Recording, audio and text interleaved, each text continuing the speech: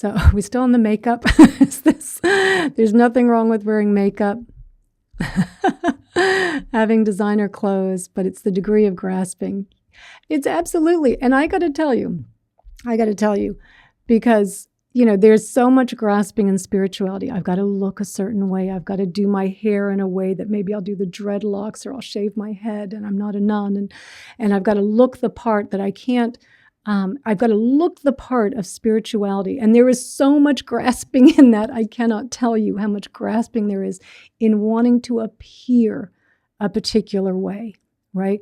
And so, even in spirituality, it's a trap. The conditions here are that this is how it comes out. And if there's wanting to appear in a particular way, to be seen in a particular way, like, oh, I'm going to change it now because now I think they'll see me as being more spiritual if I were to do this. Maybe I should change my name. Maybe I should give myself a Sanskrit name as well. And that way now everyone here is going to see me as more spiritual. Well, I'll tell you what, I'm the furthest thing from reality in that moment. It's just my ego dressing up as a spiritual teacher. It's just my ego dressing up. And I cannot tell you how much you have to catch that. And as a spiritual person, right? Catch yourself wanting to appear more spiritual because now I should look a certain way. I shouldn't shower. I shouldn't bathe. I shouldn't wear makeup. I shouldn't do these things. Like, why? Why? That's just the ego. I always found, like, it's interesting that sometimes you'll find, I think it was Nisargadatta, who smokes. And people will be like, oh, how could an enlightened person smoke? Chogyam Trungpa Rinpoche smoked, drank. He also did a lot of other things. But, it's because, and in fact, Trungpa Rinpoche used to say, like, yeah, you guys think I should be this spiritual thing. Get out of your head about what you think this should be. That's one of the biggest problems in spirituality. We think, again, I just need to look the part. I need to really slow down the way I talk. And I really need to be soft. And if that's how you are, like, no problem, right? And sometimes it's coming out that way, sometimes it's not.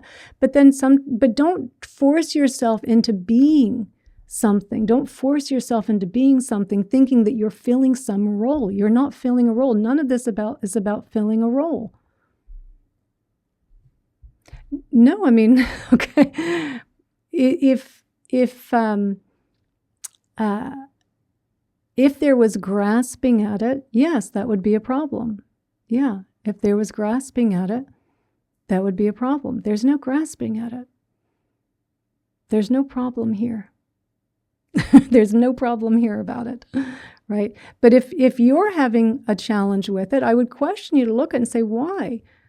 Why do you perceive that someone who's giving a Dharma talk that should look a particular way?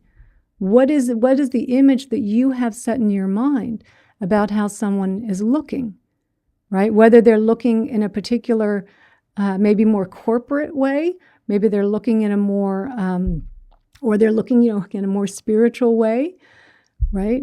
Because, and again, not to judge the person who's dressing up. We can see when they're dressing up, oh, let me put everything on, right? Not to judge, because it's just their causes and conditions. It's just their causes and conditions. Don't make, we can miss learning something valuable from someone too, because we think you don't meet my expectations of how you look.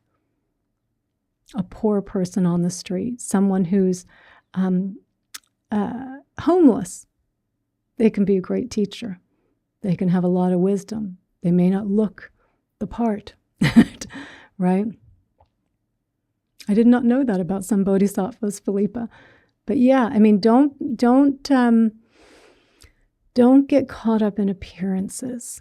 Don't get caught up in your appearance. But again, it's if your conditioning is that you're doing something and it's kind of how you've done things, and there's a kind of the volition is still to do it, but it's nothing trying to look a particular way, there's no problem with it. There's no problem here with it, I will tell you that. No problem at all. Yeah, no pressure. But also just notice that again, like notice how we judge people. Oh, they should look a particular way. They should be something. Who's judging, right? That's our impression that we're having in that moment. And what are we missing in our judging? Oh, cicada is your Dharma name. That's funny. You were so disappointed. I used to think of that too. What would my Dharma name be? Because if I had my Dharma name, oh my God, I really thought about it. I really thought when I had moved to the monastery, and when, of course, they don't tell you. They won't. You can't ask what your ordained name or your Dharma name is going to be. So yeah, I think that's also on purpose, because you think, I'm going to get this name and I'm going to be so spiritual, right? And then you're like, oh, that's not the name I wanted.